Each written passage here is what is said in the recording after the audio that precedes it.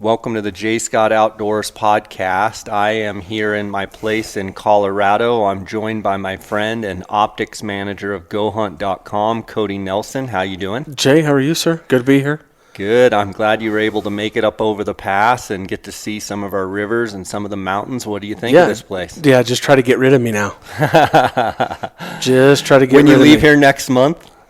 Yeah. Like in Christmas vacation? I'm not sure my wife is going to like that proposition, and Jean may kill me, but yeah, no, you're going to have a hard time getting me out of here. Yeah, it's a beautiful place for sure. We're sitting here overlooking the lake that we live on here, and can kind of hear the Roaring Fork River in the background. And today we're going to get to talk optics with Mr. Cody Nelson, my friend of... Shoot, you just told me that It's like 90. 98? No, well, I mean, that was our first hunt.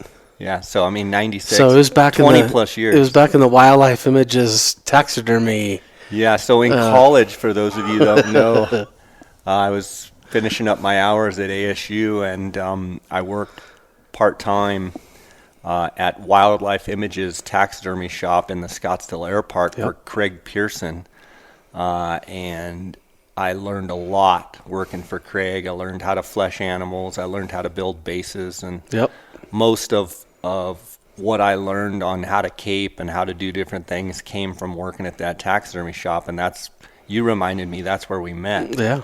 And it's been a long time. For the listeners out there, the last episodes, we did a couple episodes on episode 562 and 564. We did an episode with Jared Bernstein, and we did an episode with Cortland, who is the Zeiss account manager, and Jared is with Vortex Optics. And so, Cody, this is going to be the episode following those, and I put out on my Instagram page questions on glassing technique, optics, rifle scopes, tripods, binoculars, anything to do with glassing, and we always get a bunch of questions in from the listeners, which I think is paramount for what we're trying to do as far as educate the consumer. There's two things that come to mind. A, the podcast that we did with Jared and Cortland for the Zeiss and the Vortex products. It's when you start getting specific to brand, and there was so many questions and so many inquiries that came into the shop that way that was really responsive and fun, and we've got more manufacturers coming. Yeah, those are just happen to be the two that we could line up the schedules. It's not everything lined up the way we wanted it, so I don't want to make sure that everybody knows they're going to have we're going to have a chance to interview everybody, but the response was great, and it's humbling in that respect that we keep coming up with new ideas and things to talk about, and we kind of take for granted that we think about this and talk about this stuff all day long, and the opportunity with the questions and answers that follow up. That's the part two of this, is that it's kind of humbling that things that we think about or maybe don't think about because we've done it so much, and then all of a sudden, somebody's really wanting to ask a basic question, and you kind of think, what? Sometimes you got to stop and listen and think and help, and because at some point, either A, you got to figure it out, or like I did, and I know you did, going back to the Wildlife Images, sometimes you got to ask. Yeah, and you've got to ask with confidence, knowing that anytime you're whether new in the sport, but we get super, expert, advanced questions as well. So, we get all kinds of questions. The value in it is that everybody's at a different place in their knowledge base, whether it's, you learning to try and fly fish or me trying to learn how to skydive. It doesn't matter.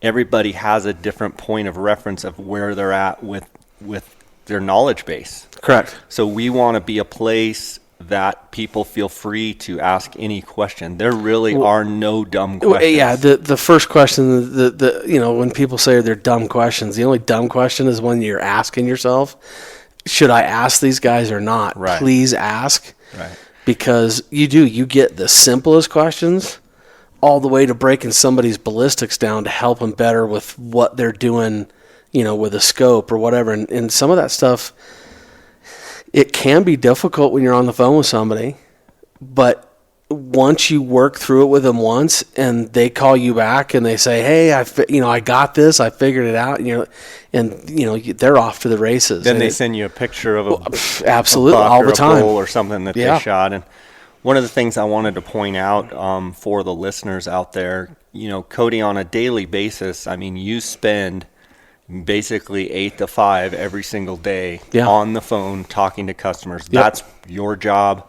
You're answering emails from customers and you're answering the phone. I would put it as my single most important, job that I do is talk to people and inform them and help them with whatever decision it is that they're making for whatever hunt, whether it's, a antelope hunt or a mule deer hunt or somebody's going to Africa. It doesn't matter.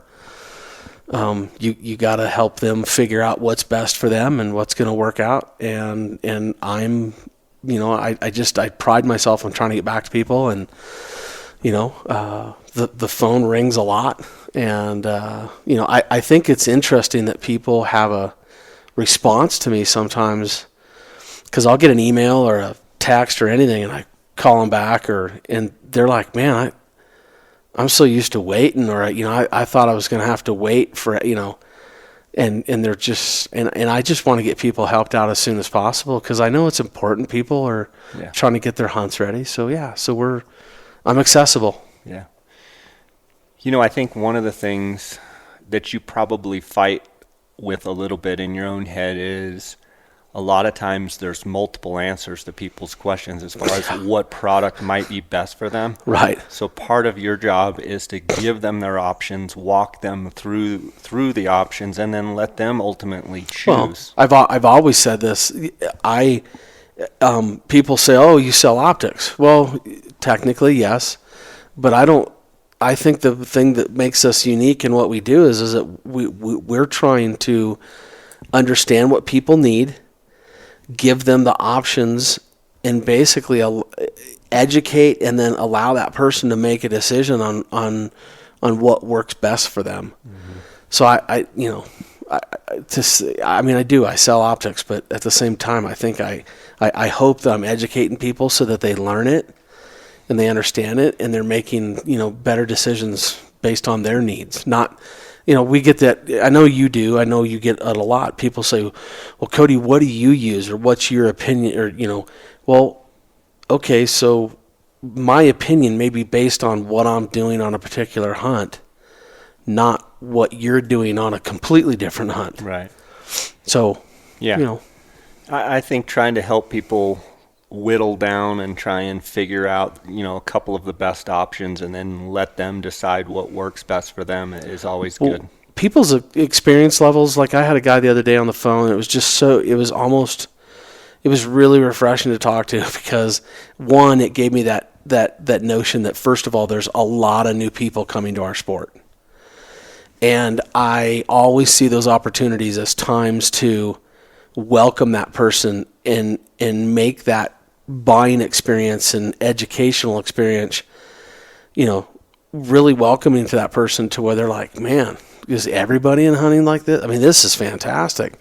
And I hope they get that experience out of it, because and sometimes you end up spending a little more time with that person just to make sure that they fully understand, the highs and the lows and the compromises and everything that goes into choosing optics or rifle scopes, or and sometimes it's just gear. It can be for backpacks and other stuff too, but the point being is that they understand, at the end of the day, that we really tried to lay out, okay, here's what you're saying you're going on the hunt you're on, and here's your options that we think will work out best for you, and we try to mold it to their their financial situation or whatever. Some people want to go the full gamut and buy everything at once, and some people want to piece it together, and we'll do anything to help you out. Awesome. Well, we've got a bunch of questions here from the listeners, and I encourage you guys, If your questions didn't get into this round, you can always send an email to optics@gohunt.com. That's where you can reach Cody directly. You can also direct message me at JScottOutdoors on Instagram. You can also send me an email, jscottoutdoors@gmail.com, and we will get your questions answered. We've been trying to do these about once every month, and probably as we move into the fall season, we're going to do more of that. So, I noticed how we were trying to do one after Mexico turkey season, and I had to kind of explain to you that there was a little piece of dirt in between Colorado and Mexico called I don't even Arizona. know that I shut my truck off between Mexico and Colorado. I got up here flew right through here in the dark of night and got to Colorado as quickly as and now I know why. Yeah, now you know why. Well, let's just dive into it here. We've got a list of questions. We'll start out with best rangefinder under $300. God, I hate to use the word best, but a great rangefinder for the 1300 or for the 300 is going to be the Leupold 1300 TBR. Great little piece of gear. It's going to do your angle inclination. It's a pretty lightweight piece. It's in some terms it's 6 power, and it's a little bit thinner and a little bit not so big as some of the other units. So I tell you, for $300, I think that's a great unit to have. Guys, I want to point out here too before we get hit all these other questions. You can reach Cody directly at 702-847-8747 extension 2. He still hasn't worked his way up to number 1, but he's getting closer by the day. And I think it's important to just reach out and give him a call. Like I said, also on email, optics@gohunt.com. I also want to remind you that the Go Hunt Gear Shop, Cody does obviously a lot of sales over the phone. He talks to a lot of customers, but if there's some products, I encourage you to go out and visit the Go Hunt Gear Shop. And a lot of these products that Cody's going to talk about, it's as simple as just go on there and order it. If you want to talk to Cody, great. If you just want to get the product, GoHunt.com Gear Shop's a great place to do that. Yeah, either way, I'll if they want to talk packs, or I can do that too. So you can go over all of the stuff in the Gear Shop. I can help them with any of it. Okay. Here's a question, not necessarily optics related, but would enjoy hearing your wife sometime on a podcast. Is it in the cards? We'll see if we can get Mrs. Scott on the podcast, and I'll run that up the flagpole. I'm thinking that's going to be a hard pass. Got another one here. Just wanted to say I ordered the Kuiu Bino harness. Wow, you are correct. Yes, I like the Kuiu Bino harness. Next question. Southern Colorado September elk hunt. What optics are you carrying, Cody? Wow. Well, looking out the door, I can pretty much tell you that, I would probably run. So much of this depends on exactly where you're going to be and what season it is. I normally run 8s on my chest. I think you can get away with 10s.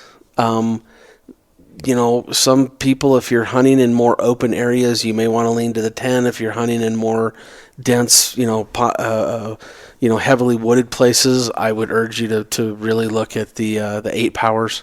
Why is that important? I love the field of view. It's all about field of view at that time. The glass is so good, so bright. You got on most of those pieces of glass, an 8x42. You're going to have a 6mm exit pupil, which means it's really bright and almost too much light for your eye. Super wide field of view, easy to handhold, and it just for that really thick stuff, I just prefer the field of view. Yeah, and just to be clear to the listeners out there, maybe someone that's at more of a beginner level, a 10-power pair of binoculars is going to have a smaller field of view than an 8 or a 7-power. The lower power you go... Well, 10s are going to be at typically 10s are going to be about 330-foot field of view, about average. And then most 8s, you're going to have a 400-foot field of view.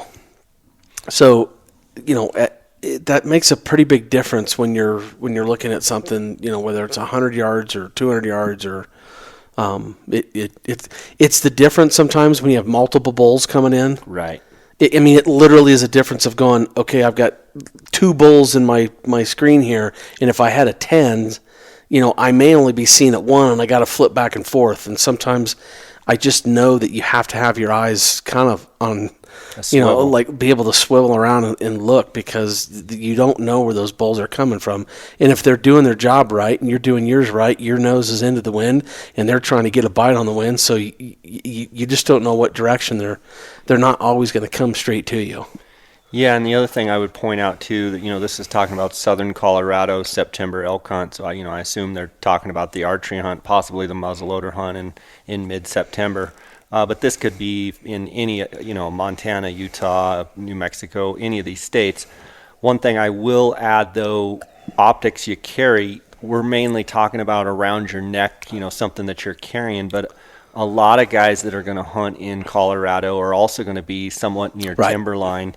And so then you have to weigh the decision of whether to bring a tripod and whether to bring a spotting scope to look across the drainage. I would encourage anybody out there that is hunting Colorado for elk, a lot of times those elk are going to be pretty dang high. A lot of times those elk are going to be out in the above timberline, which is around 11,000 feet. And so you can possibly hike pretty high, glass across a basin where you're going to need a spotting scope. A lot of times your 10 or your 8 power binoculars are fine to just see them over there. Then you're going to want to go with the spotting scope. I think whether you carry a 65, an 85, a 95, I think whatever power range you carry comes down to weight. Right. But I would at least encourage, a 60 or 65 millimeter objective. Yeah, I think that when you get to that point, the tripod becomes really important, because then you start talking, well, do I go from a 10 to a 15 or a 10 to a 12 or 8 to 12 or and I think, I don't know, I thought I saw, Jay, where you had another question, maybe that there was another question on 10s and 12s, and we'll get to that. But the point I'm making is that I think sometimes guys, if they could save some weight if they went with like a small spotting scope, or they went with, in a set of 10s, because sometimes, I don't care, I'll say it. I don't want to offend any of the true and, diehard elk hunters out there, but elk are not always exactly the most difficult animal to find. Right. They're just not. Yeah. So with that being said, when a guy mounts up an 8 or a 10 and backs it up with a spotting scope, pretty deadly. That's pretty deadly combination, and it's been done before a lot, and it works. Yeah. So I don't know. So just some thoughts. When is the optimal month, he says, to start glassing for Coos deer for October hunts? Yesterday. Yeah, the reality is throughout the summer, in July, you can start to get a pretty good sense of what those bucks are. And towards the end of July, obviously into early August, you really start getting a feel for what bucks you're looking for. I would tell you, if this October Coos deer hunt, you have our deadline is July 11th, so June 11th, and we haven't even put in for deer. Right. But right now is the time, if you don't know those units you're hunting in October, if you have a feeling that, hey, you put it in as a first choice and you have a pretty good chance to draw it, right now is the time to be learning the unit. Correct. And then, yes, glassing for deer, trying to say, oh, well, that's a buck. I can't tell how big it is, but it's just starting to grow. Or, I'm in a doe factory where there's just does and fawns everywhere. That's good to be able to figure out in your unit. But as far as trying to pick bucks out for your October hunt, I would say in July and early August, those bucks are usually in big bachelor herds. They're usually out feeding a lot longer, and you can start to pattern those deer. Right. I've done a lot of podcasts. I just did one with Eric Forrest. He talks about a buck that they watched all summer long, and they watched him during the October season. They watched him during the 1st November, and they killed him in the 3rd November. Yeah. Right in a spot where he always was. And that's the thing about Coos deer. I guess it's a long-winded answer to say, and then I'll ask your opinion. It's a long-winded answer to say Coos deer bucks are very habitual, and now is the time, from now until the hunt starts, is the time to find those bucks. And when they're in the velvet and they're really growing, it's one of the best times. And then they kind of get kind of hard to find in September. They can be a little nocturnal and tough to find. Well, and especially when they start to strip. Yeah. So my thing is that I like the whole summer aspect of things, but not everybody can scout every single weekend, and if they're doing that, I like to get out the week before the weekend. If I can really get out the weekend before and kind of nail some things down, that's just confirming what I kind of spent that time in August and September. But if you can find them and you're on them and you keep seeing them, unless they get completely boogered, they're gonna be right where you see them. Yeah, and I would say in July and August, if you've got a glassing knob and you see the same buck, you don't necessarily have to see him every time you're out. Right. But if you see him multiple times over the summer within 100 or 200 yards, that's pretty much, you can throw a hula hoop, a 300-yard hula hoop around that deer, and that's his home. True. So staying on him all of September is not as important as if you can really glass them hard when they're out in the open. And when they're in velvet, that they have an amazing ability. They stay out quite a while, and they're feeding because they're growing their antlers. Yeah. They're improving their body condition. Then you don't have to do as much work right up before the exactly. hunt. You just got to think about what they're trying to do, and they're trying to add weight. They're trying to grow horns, and they need water. They need shade, and water's obviously been debatable, but if they have it, they're going to use it. So I think if you find all those, certain things, and you're finding them, they're going to be right there. Next question, 270 Winchester Model 700. What type of scope would you recommend for Coos? Wow. I think a couple things. 270 has been around for years. Forever. It's an incredibly capable round. I think what really needs to be asked, and the question that I would ask that person is that what is he trying to do yardage wise? Is he a 300 to 400 yard guy that wants to be able to shoot 600 yards, or is he trying to do 1,000 yards, or what's he trying to do? So based on if I'm just assuming that he's trying to extend his yardage to a like say 600 or 700 yards, I would look real seriously at like loophole 3 to 15, VX5. I would look real hard at the V4 from Zeiss. I would look real hard at the Swarovski Z5 3.5 to 1844. There's several of those out there. Vortex 4 to 16 by 44. So there's a lot of different scopes out there that'll fit that bill. And a lot of it depends on what he wants to spend, too. Yeah, and it may be, is he trying to keep you can take that same rifle and you can make it a longer range gun if you wanted to with other optics. But I think it really comes down to what is he trying to do with that gun, and how far is he ultimately trying to shoot? Yeah. So, any strategies for glassing in terrain that switches from thick to open? I would say one thing is I obviously like to get high and get across. Mm-hmm. So I want to be looking across at a canyon. I want to be able to look where usually up high it's thick and then it drops into open. But I've also seen it where it's thick in the bottoms and kind of up on the ridge tops. It does get open. I think the main thing is from my perspective, a couple of things that jump out is you want to be panning the open areas fairly quickly and then slowing down in the thick pockets, especially in that transition period that's, where it goes from open to thick. You have to eliminate the easy stuff first. Right. And be constantly glassing slow into the thick, but every once in a while just pan the top, pan the open, back into the thick, working your eyes in the thick, then back to the open just to check it. Yeah, I think guys, they really just need to be. They need to check the open spaces. They need to, and once they've assured themselves that everything's covered that way, then whatever your grid pattern is for that particular piece of country. But you have to, I sometimes come out of my binoculars so that I can swing and go right to an open spot and check it real quick, because there's been a number of times that you keep going back and forth between thick and whatnot, and all of a sudden a buck steps out that wasn't there. Right. So, but I think with the thick stuff, my number one thing that I would tell people is you've got to slow down. Yeah. You've got to give that buck an opportunity, or your eye, either the buck an opportunity to move, or flick an ear, or flick an ear, or your eye the opportunity to catch a shape or something that doesn't fit with the terrain.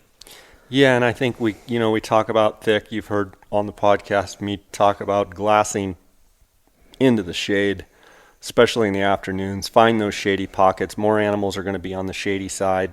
90% of the time they're going to be on the shady side, no matter where that is. Find those shady pockets, especially in the afternoon. A lot of times in the morning they'll be feeding in the open and they'll work their way into the thick.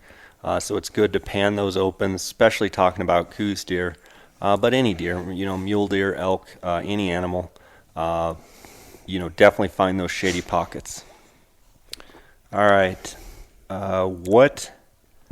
This isn't an optics question, but what different tactics do you use when hunting spring turkey from the fall? That's a question. Okay, I don't hunt fall turkey at all, so I don't have a lot of experience hunting fall turkey. I know that when you do hunt fall turkey, you can use lots of hen calling and lots of kiki run, which is a young poult calling to her mom, a hen calling to a poult. You get a lot of the high-pitched sounds, but I'm not an expert in fall turkey hunting, and so I can't really answer that. Unit 10 optics of choice, binos and spotting scope. I'm assuming they're saying Unit 10 optics of choice. I don't know. They didn't say whether they're talking mule deer, antelope, or elk, but let's just talk elk. From my perspective, there's a lot of knobs in Unit 10. There's a lot of places to crawl up where you can get some long-range glassing. So that would be where, personally, I would have my 10s around my neck in my bino pouch. I would have my 15s in my pack, and I would have my 95-millimeter Swarovski scope. Yep. And don't rule out using the twin spotters. The twin spotters, the or BTX, the BTX, any of the above. or the the big long-range glass, because there are some areas there where you can look out 4 or 5 miles, and you and I have done it together. If I had to think, of all the hunts, and even though we were glassing, at that time what we thought were long range, I remember the first time that you're like, hey, I got hunters this year, and we're going to be in Unit 10, and it was my first time in the unit, and I'm telling you right now that's where. That's where, well, first, I mean, it's incredibly big country. Yeah. And it is made for long-range glassing. Yeah. And you could wear a lot of tires out, and you could hurt, you could wear soles out on your on your boots. You could do a lot of stuff, but if you are not doing some form of long-range glassing in that hunt, you're going to be in for a long hunt. Yeah, and so I would also go as far as say, look on your topo map, look on your Onyx map, your Google Earth map, and just literally pick the unit apart and find those areas that are higher than others. Find those points, find those edge of those points of ridgetop where you've got some big area to cover. In all over Unit 10 from top to bottom, literally just look at the topo map and start delineating wherever there's a huge contour break. And the thing that's so interesting about the knobs in Unit 10 is a lot of them, when you get to the very top, they have a rock pile, and you can literally sit and look 360 degrees. Yeah. I mean, absolutely. I can think of several that I've put you up on over the years, Cody. Yes, sir. You literally have a 360 look. What would your optics be? I said what mine. What would yours be? Because I always have the 8s on my neck. I would do the 15s, and I would have, my ATX or my STX in 95, and I'd have the BTX with me. There's no question in my mind, because I just know how important it is to be able to see, at all distances and and I think that another key for that unit, if you're not sitting in your glassing spot waiting for a minimum a half hour, if you're not glassing at that civil twilight, which is a half hour before sunrise, if you're not sitting in that spot with your glass on country, I will absolutely guarantee that you are missing game that is going to bed. Well, let me add a little bit to that as well. Not only are you missing game that's going to bed, when you are up on your glassing knob 45 minutes to 30 minutes before the sun, before it's pitch black. I mean, you're hiking up there with a headlamp. And if my wife was sitting here, Cody, you can attest. I mean, in 2001, I used to send her on her own. She would drive her truck or my truck to her own glassing knob by herself and hike up with a flashlight, headlamp in the dark, and be waiting there. And that was just expected. That's what I expected her to do. But what I was getting at is when you do that, you can get up and you can see where all the other hunters are. Because if you're up there 30 to 45 minutes ahead of time, you can see where the headlights are coming from. You can see where the headlamps are coming from.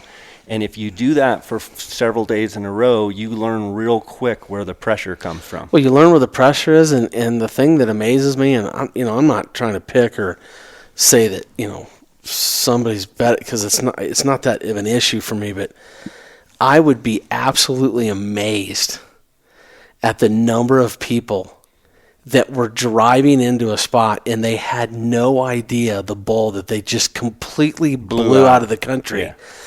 And that's the advantage is, we could see where the bull was going and where he wound up. Yeah. And they had no idea. And that's a whole nother discussion, but it if people would if they would just get out there early, it will save them so much headache, and they'll realize the value of it. Got a question here. 12 by 50. ... Best power and objective in Arizona ? No spotter. Everything from elk to coos. Well,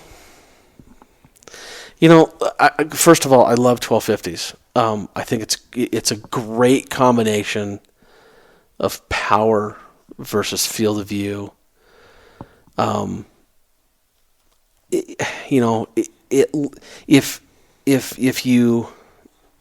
If you're using 8s, a 12 is a nice thing to go to.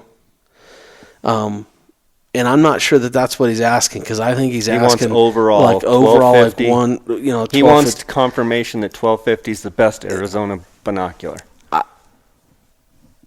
I just have a hard time saying that. Why? Because I think the 15s, if you're hunting bigger country, I just think the 15s, if he's using one piece of glass, and the only thing I can say that the 12 might, it might be helping him, if you're gonna handhold them and put them in a chest rig, I guess I can understand it, but I'm not doing that. I think you're limiting yourself, and you will end up, compromising. There's a trade-off. Yeah, you're going to compromise somewhere, and So my answer is 1250s are incredible. I owned the 1250 ELs for a long time and loved them. It's a phenomenal. And I know other manufacturers are making some 12s. You got Leica 1250s. You got Vortex makes 1250s. Loophole makes 1250s. Did I say Leica? You got the Swarovski. You've got a number of people making the glass, and it's an awesome piece. Right, but to go as far as saying best for Arizona, I think one of the problems that I have with it is that, yes, for elk and mule deer, I can go with that argument. But if the argument becomes Coos deer and mule deer, and throw in bighorn Right. sheep, I'm kind of at the point where 15s in Arizona, pretty hard to beat Yeah. 15 powers. I mean, if someone said, "Hey, I'm going to hunt Coos, mule deer, sheep, and elk in Arizona, what should I get?" I'd probably go to the 15. I would, just think yeah. you need that 3 more power, and I think it's worth Yep. its weight in gold. With that being said, 1250s, I think you can do everything that the 15s can. I just think at a certain distance, that 3 power is going to The help 3 out a powers, little bit. yeah, no, it absolutely, it helps. I just have a hard time saying 1250s are the, and I'm assuming he's saying only, so I just have a hard time saying 1250s are the best. Now, if you said Arizona strip mule deer hunting 1250s, I could maybe say, okay, because then you could Yeah. hand hold them Yep. walking through the sage. You could also get up and put them on a tripod. So, I mean, it could be Yeah, argued. they're certainly one of the most versatile pieces of gear out there, that's for sure. Yeah. We've got another question. Range finding binos or binos and separate rangefinder. I mean, this is one we get a lot. We do, yeah, I get this question a ton. Yeah. Well, Again, I think it depends on what you're doing. yeah, I think it, well, okay, so for me, rifle hunting, I'm not going to lie, I like the binocular. Why? I just think it's, you can hold them steadier, you get better results, you can put it on a tripod, and I'm not saying you can't steady the handhelds, and remember with a rifle, you're not having to be cognizant of moving your hands up and down to get ranges, and so that's why I like a compact rangefinder for like when you're stalking, elk or whatnot, because just the fact that I can hand hold it and I can literally put it, like I can snap it to my sternum strap, and I don't have to move these big movements, and I can hold my bow the way I want to, I want to hold it. The button's always on the right side no matter what, whether you're left or right-handed. I just think it's less movement for me to come to my chest, and quick and go that route than trying to. I've unfortunately watched guys try to fiddle with their chest packs, and sometimes they got to lift a flap up and put it down, or sometimes they got to roll the thing. I just think there's less movement with a compact rangefinder. So I mean, for me, I would just tell you that just think about what you're doing and think about what you're going to have to do to get into position to shoot, whether it's a bow or whether it's I think you need to slow down and really think about what you're doing when you're preparing to shoot, or acquire a range. I think another thing that comes into it is, what do you already have? I mean, if you already have a 10 or an 8 power binocular that you wear around your neck, and you've got those, and you can buy a $300 or $400, $500, $600, cheaper handheld. Yep. Maybe that's a route you go if you've already got it. If you're like, man, my binos that I keep around my neck, I need to probably upgrade them. Maybe you want to think about go ahead and upgrading to a range-finding binocular. Right. But and it's like you and I were looking at that laser, that 400 or 4,000, excuse me. Pretty sweet. That's a pretty sweet deal, and the fact that you can mount it up to a tripod, I mean, that kind of puts it in the rifle realm. I mean, to really get long distances and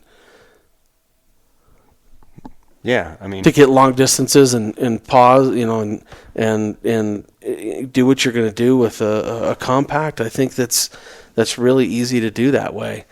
But yeah, I think again, I think it all comes back to that same question, and that's why we like to talk to people when we're suggesting things, and I like to understand what a guy does and how he hunts and what gear he uses, because that way I can tell him, well, because of you like this, right?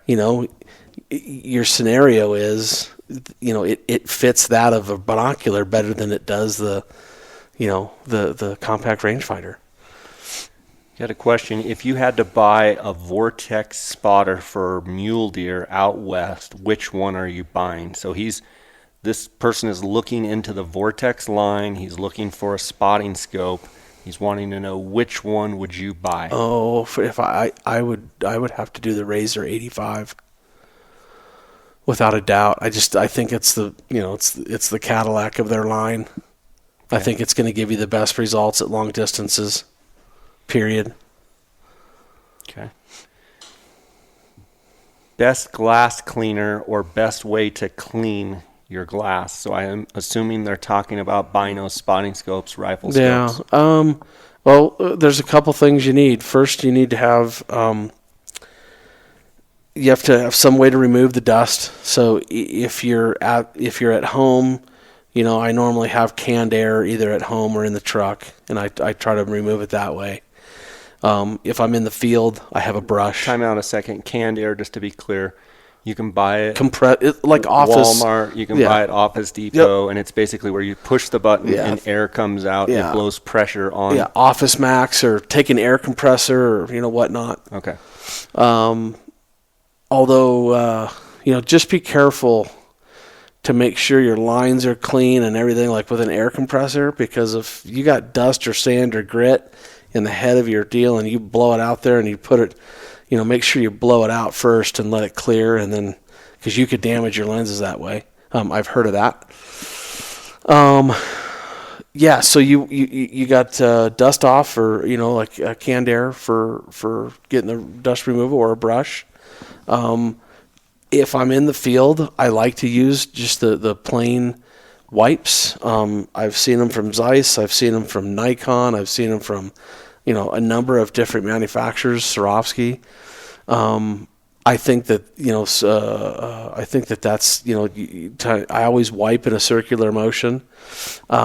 If it's really heavy and it's something sticky, or it's something that's on your lens, I actually do carry a little drip, like a little squeeze bottle that has, a little, that you can put some moisture on it and try to get that to break up whatever's on the lens, and then use a lens wipe.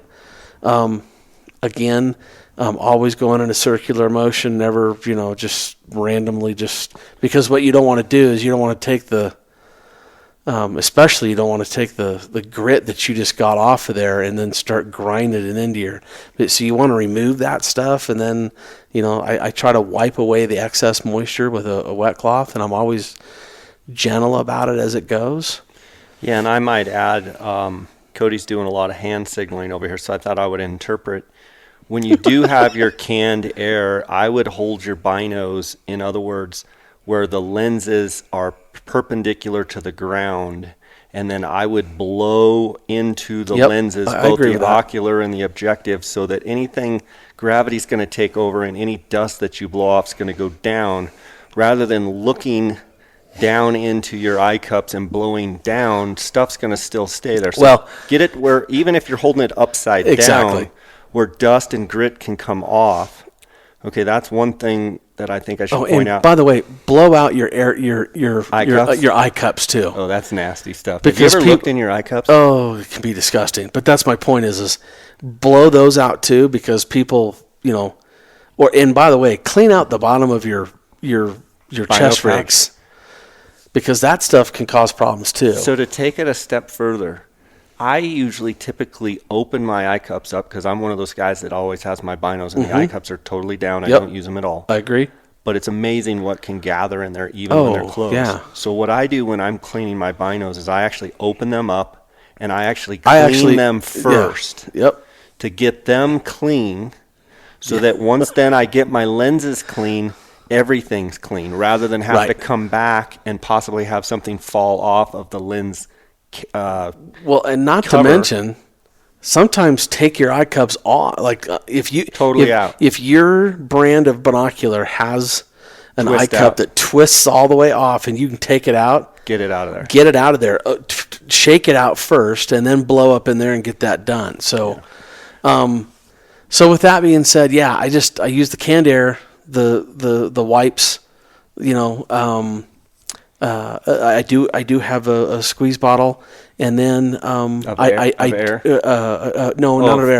the moist. Yeah. The liquid. And then the other thing is that, when that's all said and done, I always carry a soft cloth with me just so that I can go back over it and make sure I get any excess moisture or, I'm not, leaving water spots or anything on there. I don't know. Jay, I think something to point out too is you didn't mention it. I don't know if you don't use it, but Loophole for years have made those black lens pins, and maybe other manufacturers do also, but it seems like I've had 4 or 5 of them, and they all had a Loophole sticker on them. But I use a lens pin after I use the canned air. If I don't have the canned air, I always in my bino patch have one of those lens pins. Right. Now the lens pin has 2 sides of it. One side is a brush, like a brush, which I use, which is and fantastic. the other side I never use. Okay, now, so how do you describe the other side? All right, so the like other a side felt or is something? like a felt or a chamois. Chamois. Okay. Yeah. And I just urge people 2 things to be careful of. Number 1, make sure the chamois is clean. Okay. Number 2, I don't ever use that chamois, and I say ever because I almost never use it. I never use it. But if I had to in a pinch, I only use that chamois at the end when I know everything else is clean, and if I maybe need to get into a little harder to reach spot that I can't, get with my fingers, I guess what it amounts to. But so the thing he's worried about, I assume, with the chamois is you don't want to grind grit or dust into the lens, because you can scratch these lenses pretty easy. I mean, they're pretty hardy, but if you start grinding in a circular motion, you can screw them up. Okay, so let me give you guys an idea. Do not ever try to wipe your lenses with wool gloves. Or a wool shirt. Well, no, it literally, I mean, it's like a Brillo pad. Maybe I'm showing my age, but, wool was a big deal. But I still see guys wearing wool gloves today, and literally they kind of lean back from you in their glassing, and they take their finger and just, and you're like, I want to puke. I get lightheaded. No, I mean, it makes me want to just say, you should not have those. Yeah. $3,000 pair of binoculars, and he's licking his thumb and, Yeah, I mean, the moral of the story is get the grit and the grime off of there without putting too much pressure with air or a lens pen. Then go to your cloth. Then go to your dry cloth. And I got to be honest, guys, I keep my binoculars very clean, but I don't clean them a lot, because I feel like the more you clean them, the more you're constantly rubbing on them, you're eventually going to miss a piece of dust, a piece of sand, and it's going to literally make circles in your binos. Yeah, I just think guys need to be methodical, and I was very serious about cleaning out we've had people, call, and just with my experience, I've seen people take their binos out of their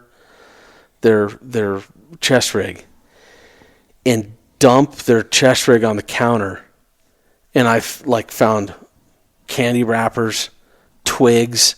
And not just twigs that are pieces of gravel. But then they have twigs that have a fork on them that it can't lay flat. Right. It can poke right into the lens. It can poke right into your lens. Yeah. So there's a whole, there's probably a podcast worth of material just on stuff to not do. But clean that stuff up once in a while and shake your stuff out, because I do not use my lens caps inside of inside of the chest pack, because I just think it slides in and easier, really, really well. And so I just make sure that my stuff is pretty clean. I try. Guys, I want to thank the sponsors of this podcast. Obviously, GoHunt.com. Cody Nelson sitting right across from me. I call him the glassing guru. He is the optics authority. He is the optics manager at GoHunt.com, like we've talked about. Give Cody a call, 702-847-8747, extension 2. You can also email him directly at optics@gohunt.com. He's directly across the table from me, and I always tell you that he's going to give you a great deal. He's going to work with you.